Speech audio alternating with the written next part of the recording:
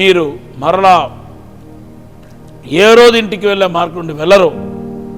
నూతనమైన మార్గం నుండి వెళ్ళటం వలన మరణ అపాయం నుండి, సాతాను ఒక పెద్ద కీడు నుండి, పెనుముప్పు నుండి తప్పించబడబోతున్నారు. యేసుక్రీస్తు నామములో మీ అందరికీ శుభములు తెలియపరుస్తున్నాను. Praise the lord. మీరందరూ బాగున్నారా? హల్లెలూయా. మీరు దేవుని మహా కృపను బట్టి మీరు ఎప్పుడు బాగుంటారు. ఆయన కృప మీకు తోడుగా ఉండటం వలన మీరు ఎప్పుడు కదిలించబడరు. దేవునికి ఆశీస్సులు నిండుగా ఉండబోతున్నాయి. ఈ సంవత్సరం అనగా ఇంకా కొద్ది దినాలే ఉన్నాయి.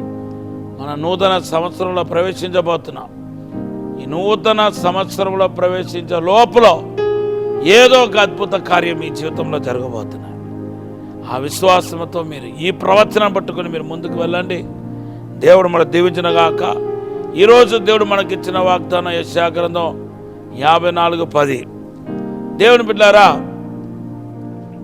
మోసే చేసిన ఒక అద్భుతమైన ప్రార్థనను మీకు వినిపించాలని చెప్పి ఆశపడుతున్నాను. అది 94వ కీర్తన 18వ వచనం. నేను అస్తమాన ఉదయకాలం లేవగానే ఈ ప్రార్థన ఒకటి, అలాగే ఆ కీర్తన 94:18వ వచనంలో రాయబడిన మోసే చేసిన ఆ ప్రార్థన ఒకటి, అలాగే కీర్తన 143:10లో దావీదు చేసిన ప్రార్థన ఒకటి ఖచ్చితంగా నేను చేస్తానన్నమాట. సో మీరు కూడా ఈ ప్రార్థనను అవలంబించాలని ప్రభు పేరిట మనవి చేస్తున్నాను. ఒకసారి ఆ ప్రార్థనను మనం చదువుతాం. నా కాలు జారినని నేను అనుకొనగా నా కాలు జారినందు నేను అనుకునగా యెహోవా నీ కృప నన్ను బలపరుచుచున్నది.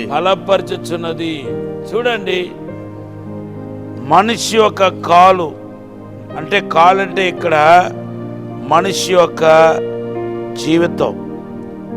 మనిషి యొక్క జీవితం దేవుని బిడ్డలారా బలహీనమైనది.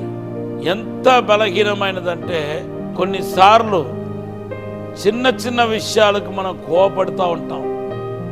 చిన్న చిన్న విషయాల్లో మనం పొరపాటు పడుతూ ఉంటాం. చాలా పెద్ద విషయాల్లో జాగ్రత్త పడి చిన్న చిన్న విషయాల్లో మనం ఏం చేస్తామంటే పొరపాటు పడుతూ నష్టపోతూ ఉంటాం. అంతేకాదు, ఇంకొక కాన్సెప్ట్ కూడా చెప్పాలి. అదేంటంటే మన యేసుక్రీస్తు జన్మములో నేర్చుకోవాల్సిన ఒక సత్యం ఏంటంటే ఎంతటి గొప్పవాడైనా బలహీనమైపోవటానికి ఛాన్స్ ఉన్నాయి. తప్పుడు అడుగు వేయటానికి ఛాన్స్ ఉన్నాయి. నేను నిలబడుతున్నాను, నేను స్ట్రాంగ్ పర్సన్ అనుకున్నవాడు కూడా కాలు జారి పడిపోవటానికి ఛాన్స్ ఉన్నాయి. దీనికి బెస్ట్ ఎగ్జాంపుల్ ఏంటంటే జ్ఞానులు దాదాపు 2 సంవత్సరాలు యేసును చూడటానికి యూదులకు రాజుగా పుట్టినవాడు ఇక్కడ పుట్టి ఉన్నాడంటూ ఆయన వెతుకుతూ ప్రయాసపడుతూ వచ్చిన వారు ఇంకా కొన్ని గంటల్లో వారు చేరవలసిన గమ్యం చేరబోతున్నారనగా తప్పుడు అడుగు వేసి హేరోదు చేతిలో పడిపోయారు. ఎంత విచారకరమైన విషయమో, ఎంత బాధకరమైన విషయమో చూడండి. దావీదు ప్రార్థన చేస్తున్నాడు, నేను మనుషుల చేతిలో పడకుండా దేవుని చేతిలో పడునగాక అంటున్నాడు. నేను పడకూడదు, ఒకవేళ పడితే మాత్రం ఎవరి చేతిలో పడకూడదు అంటే క్రూరులైన మనుషుల చేతిలో పడకూడదు అని ప్రార్థన చేస్తున్నాడు. కాబట్టి దేవుని బిడ్డలారా, జ్ఞానులు తప్పుడు అడుగు వేయటాన్ని మనం చూస్తున్నాం. అయితే ఆ తప్పుడు అడుగులో ఎంతో కాలం వాళ్ళు నిలిచి ఉండలేదు. దేవుని బిడ్డలారా, వాటర్ ఒక చోట్లో అలాగా స్టాగ్నెట్ అయిపోయి ఉందనుకోండి, నిలిచిపోయింది అనుకోండి, దుర్వాసన వస్తాయి. అంతేకాదు దోమలు, పురుగులు తయారవుతాయి.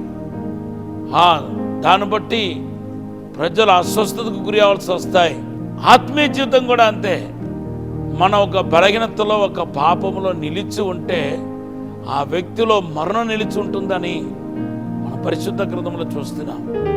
అయితే జ్ఞానుల యొక్క జీవితాన్ని మనం పరిశీలన చేసి చూస్తే వాళ్ళు ఎంతో కాలం ఆ తప్పుడు అడుగులో తప్పుడు ఆ పొరపాట్లో నిలిచి ఉండలేదు, క్విక్గా బయటకు వచ్చారు. సో ఈరోజు మీరు ఒక సత్యాన్ని గ్రహించాలండి. Quick repentance always bring the quick blessings. మనం ఎంత త్వరగా ఒప్పింప చేయబడి పశ్చాత్తాపడి ఆ శోధ నుండి ఆ పాప నుండి బయటపడిపోతున్నామో అప్పుడు మనకు వెంటనే దేవుని యొక్క ఆశీర్వాదాలు, అద్భుతాలు, మేలు మన జీవితంలో చోటు చేసుకోవటం ప్రారంభమవుతుంది. మరి జ్ఞానులు ఎంతో కాలం ఆ ఉండకూడని చోట్ల ఉండలేదు, హేరోదు ఇంట్లో ఉండలేదు, త్వరగా బయటకు వచ్చేసారు. బయటకు వచ్చిన తర్వాత నక్షత్రం వాళ్ళని మరలా నడిపించింది.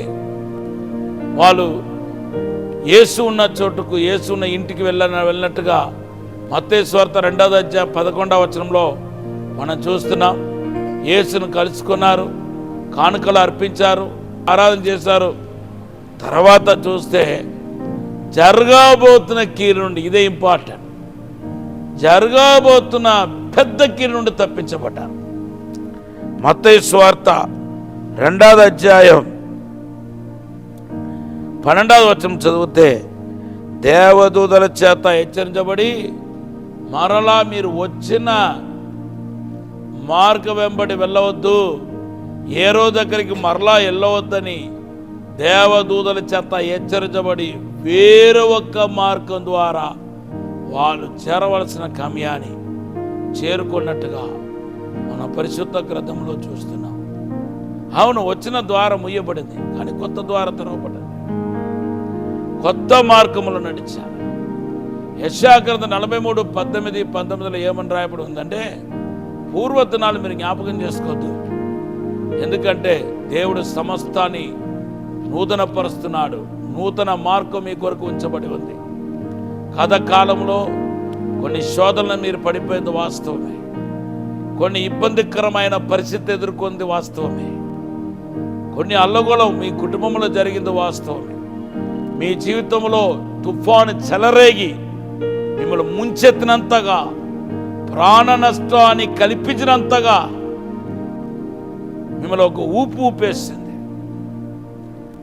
మీకు వచ్చిన రోగం, మీకు వచ్చిన తెగులు, మీకున్న బాధ, వేదన మిమ్మలను బలహీనపరిచి మిమ్మల్ని పడగొట్టింది. కానీ ప్రభు ఈరోజు మాట్లాడుతున్నాడు, మరలా నువ్వు చిగురిస్తావు, మరలా నువ్వు లేపబోతున్నావు. నీతిమంతుడు 7 మార్లు పడిన తిరిగి లేస్తాడు. నేను లేపబోతున్నాను, నువ్వు చిగురించబోతున్నావు, అభిషేకించబడబోతున్నావు, పరిశుద్ధాత్మతో, వెలుగుతో, మహిమతో నింపబడబోతున్నావు. నీకు ఒక నూతనమైన మార్గమును దేవుడు చూపించబోతున్నాడని మాట్లాడుతున్నాడు. దేవుని బిడ్డలారా, యెహోషువ గ్రంథంలో యోర్దాను దాటడానికి, అంటే నూతన మార్గం వలన కలిగే మేలేంటో ఒక మాట మీకు చెప్పాలని ఆత్మచేత ప్రేరేపించబడుతున్నాను.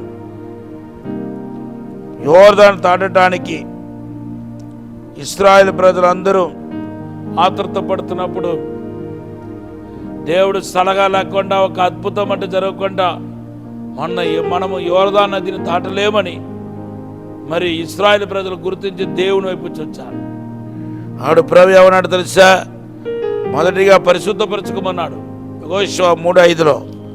తర్వాత మీరు ఇదివరకు ఎప్పుడు నడవలేని ఒక నూతన మార్గం నుండి మీరు వెళ్ళబోతున్నారని ప్రభు చెప్పాడు. యెహోషువ గ్రంథం 3:4 ఉంది. సో ఎప్పుడైతే వారు నూతన మార్గంలో నడిచారో, ప్రయాణించారో, వారు యోర్దాను దాటగలిగారు. ఈరోజు మీ కొరకు కూడా నూతన మార్గం ఉంది, నూతనమైన ఆశీర్వాదం మీ కొరకు ఎదురు చూస్తూ ఉంది. నీ కుటుంబంలో నీ ఎదుర్కొన్న శాపం, పోరాటం, వేదన అన్నిటి నుండి దేవుడు మీకు విడుదల ఇవ్వబోతున్నాడు. దేవుని యొక్క అసాధారణమైన అద్భుతమైన కార్యం జరగబోతున్నాయి. మిమ్మల్ని దేవుడు వర్తలు చేయబోతున్నాడు. కృపాక్షేమం మీ వెంట రాబోతున్నాయి. మీరు మరలా హేరోదు ఇంటికి వెళ్ళే మార్గం నుండి వెళ్ళరు. నూతనమైన మార్గం నుండి వెళ్ళటం వలన మరణ అపాయం నుండి సాతాను ఒక పెద్ద కీడు నుండి పెనుముప్పు నుండి తప్పించబడబోతున్నారు. ఈ మాటను ప్రభు దీవించనగాక. చిన్న ప్రార్థన చేస్తాం. పరిశుద్ధము నమ్మకమైన పరలోక తండ్రి, నీకు వందనాలు, స్తోత్రాలు ప్రభు. ఇప్పుడే తాకండి ప్రభు, అభిషేకించండి ప్రభు, నూతనమైన కార్యం జరిగించండి, నీ విడుదల దయచండి ప్రభు. ఆశీర్వదించమని, తోడుండమని యేసు నామములో అడిగి వేడుకుంటున్నాం తండ్రి. ఆమేన్. Have a blessed day. God bless you.